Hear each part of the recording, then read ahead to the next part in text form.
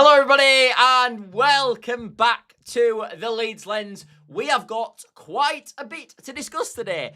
Daniel Farke has done his press conference and he has revealed that basically the entire squad is out injured at this moment in time. Yes, we haven't just got doubts to Gnontos and Jameses and Okafors. We've now got doubts to Pascal Struijks and Ampadus. The list seems to be endless at this moment in time, and we are, I think, at this moment going through an injury crisis. Some people can talk about, yeah, but in the summer, Scott, we bought all these players that are injury-prone, so this was bound to happen. But I will say back to that, well, a lot of these players that are injured, but Dan James we didn't buy this summer, Gnonto we didn't buy this summer, Struijk we didn't buy this summer, Ampadu we didn't buy this summer. So really, is that the full truth? But yeah, we'll talk about that. We're also just going to talk about Daniel Farke's sort of situation at Hull, because he's talked about a number of things at this moment in time. There's also appears to be no playback. Is it all working, the stream?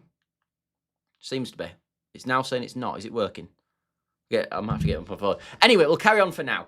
But let's start by talking about Daniel Farke's press comments then and everything he mentioned in it. So we'll start by some of the key quotes and then we'll get obviously into injury news at this moment in time. So he basically said, regarding key notes, he said over the last few weeks we've been playing well, but we've been the better side in a lot of games, but we've not been the most effective side. And I actually think, to be fair, as it comes, this is pretty true from Daniel Farke. I think this is where we're at the moment. I think this is what I agree with. I think this is what a lot of you guys agree with as well. We are playing better in a lot of games than Leeds United. We talked about in the stats yesterday how they were playing better than most teams, but it doesn't matter when you're not getting results on the pitch, admittedly. But I think it's a positive in a roundabout way, because truthfully, if we were playing crap and losing, I think that would be a worse situation, if we're being totally honest. He talked about that. He also talked about, and let's be honest, we're not surprised about this, he talked about the game on Friday night with obviously against West Ham, and he said that this is not a big game. Every single game is big in the Premier League. The usual talk with Daniel Farke.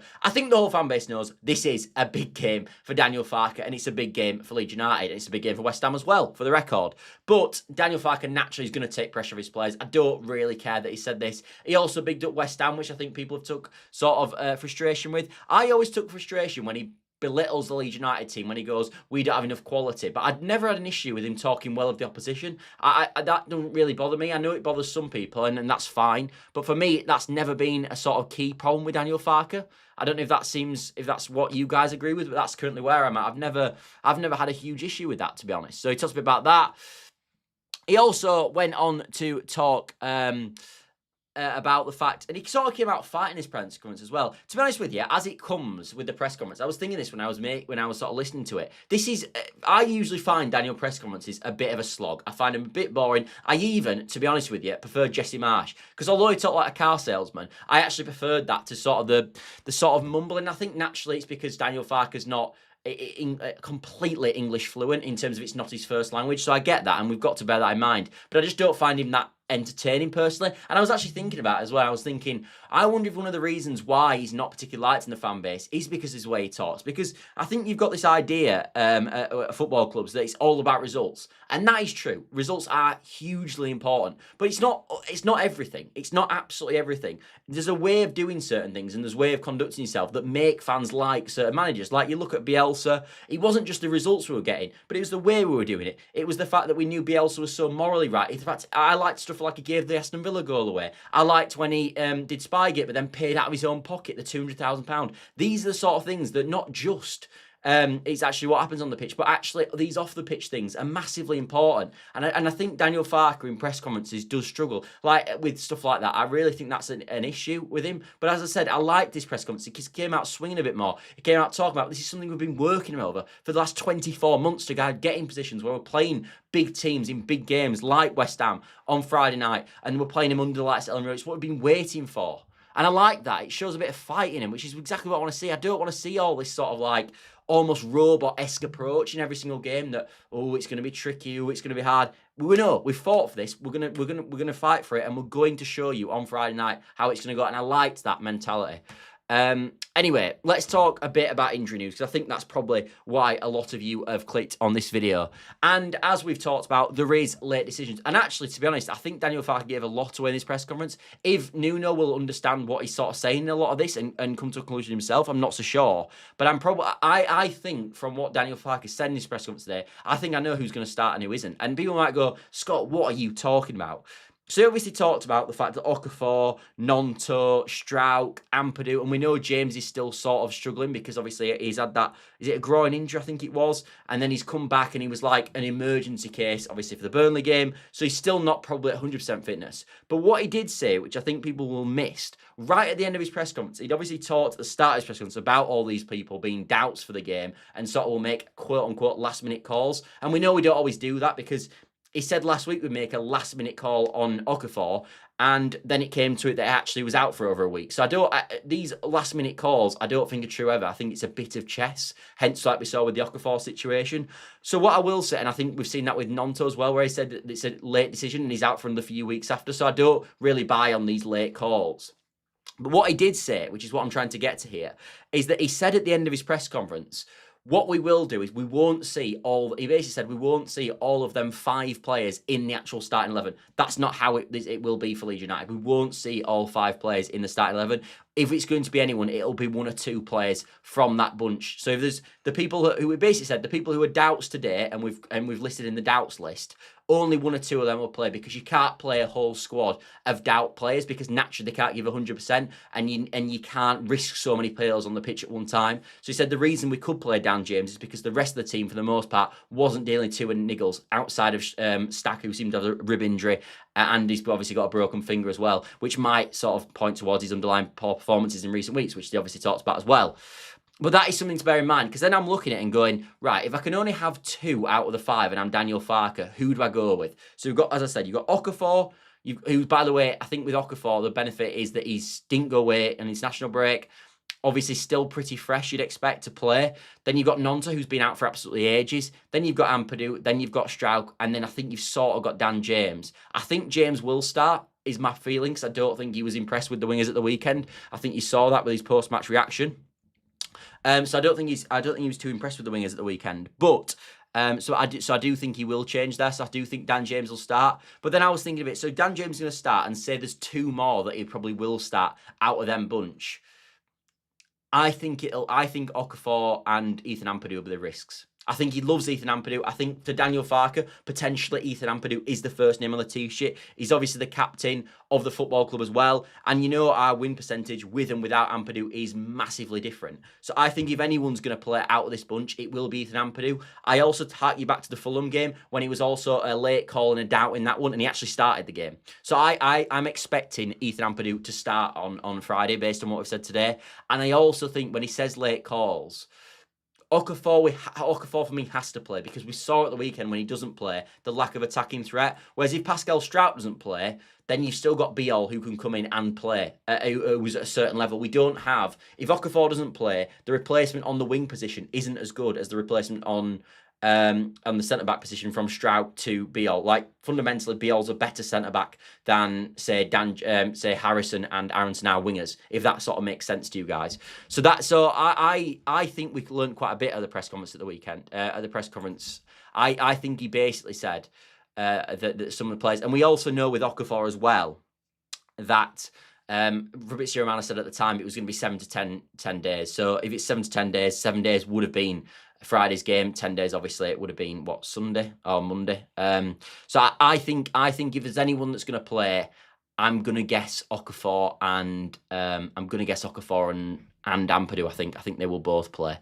He also mentioned an illness in the camp as well. So that is not ideal, because what illnesses obviously can happen, and we know this with illnesses in our own personal lives, is that there's a player now who might not be ill, who comes to the actual game day on Friday is ill. So I wouldn't be surprised if we see someone that you would expect to be playing on Friday, who Daniel Farke hasn't mentioned is injured, be out the squad because they might be ill on Friday. And even if they don't, and if they do feature on Friday, there's a situation where they do feature, but they're not playing at 100% because they are ill. Because let's be honest, regardless of what we're saying, this is top level sport. Every percentage matters. And if someone is ill and got a cold, like we are, if you've got a cold and you're doing your job, you are not at 100%. I know it sounds ridiculous, and you go, man up. That is true, completely man up and get on with it. I don't like people who just skive off for no reason. But in the same breath, you aren't 100%, are you? So in football, where every percentage matters, someone being off it slightly is a nightmare situation for Leeds United. So let's hope this illness can sort of pass through with us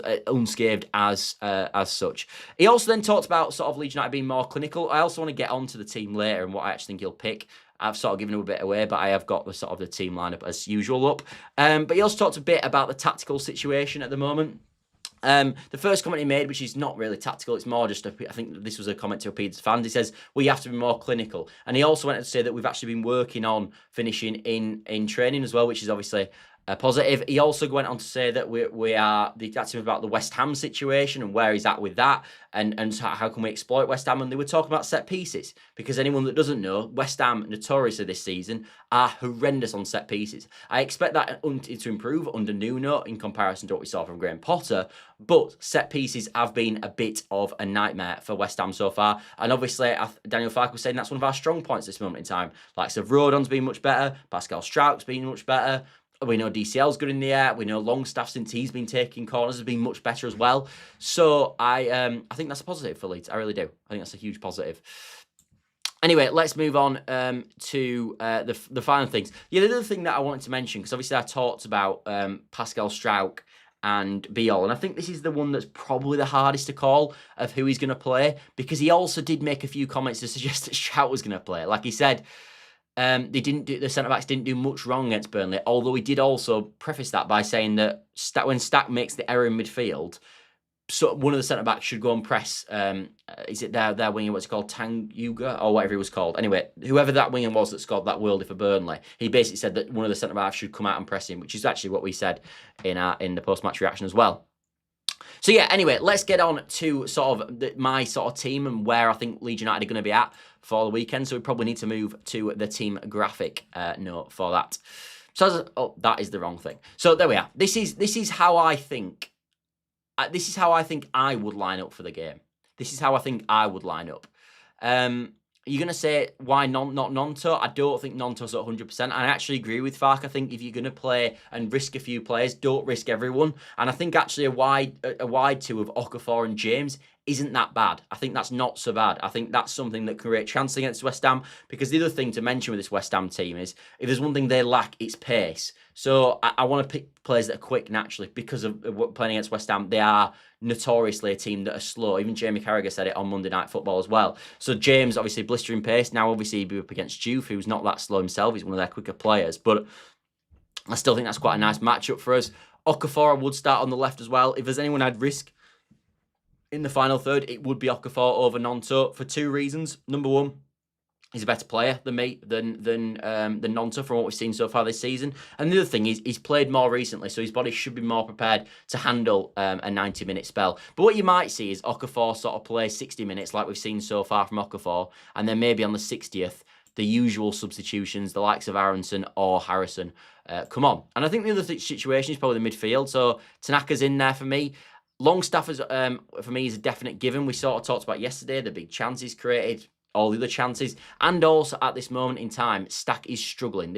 We've talked about this. Farke mentioned his press comments. He's not been that great over the last two games. And he's struggling with apparently a rib and a finger injury. And again, when we talk about percentages, like we talked about with the cold situation, percentages are massive. So if Stack's off it because he's got a rib injury, that is something to bear in mind. If you've got a rib injury, you've got an injury, so you're not going to be 100%. I don't blame Stack for being that, because you're not going to be 100%. Of course you're not.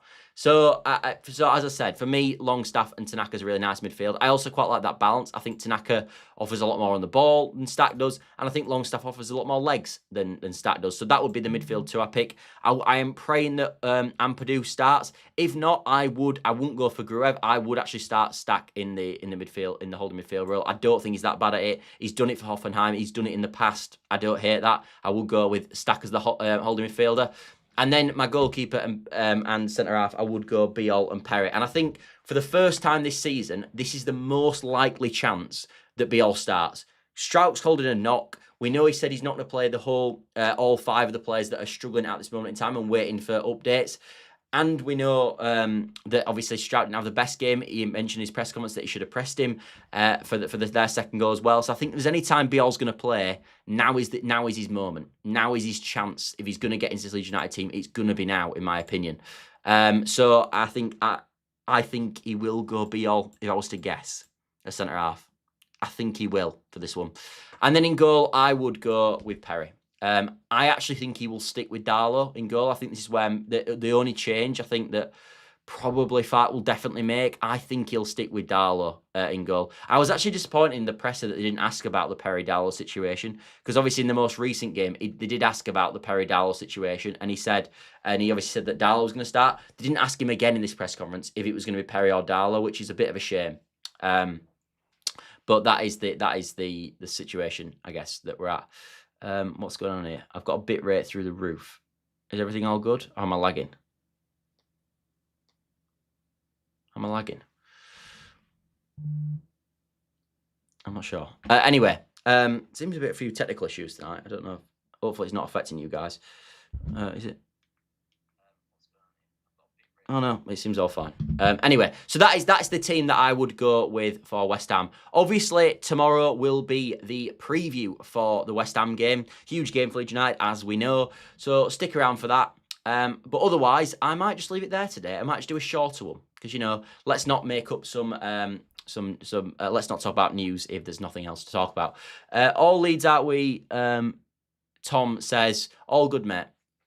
Perfect. No, good to hear. Right, presumably referring to the thing. Yeah, on my actual stream thing that I streamed through, it just said something was absolutely off the scale. So I thought that was strange.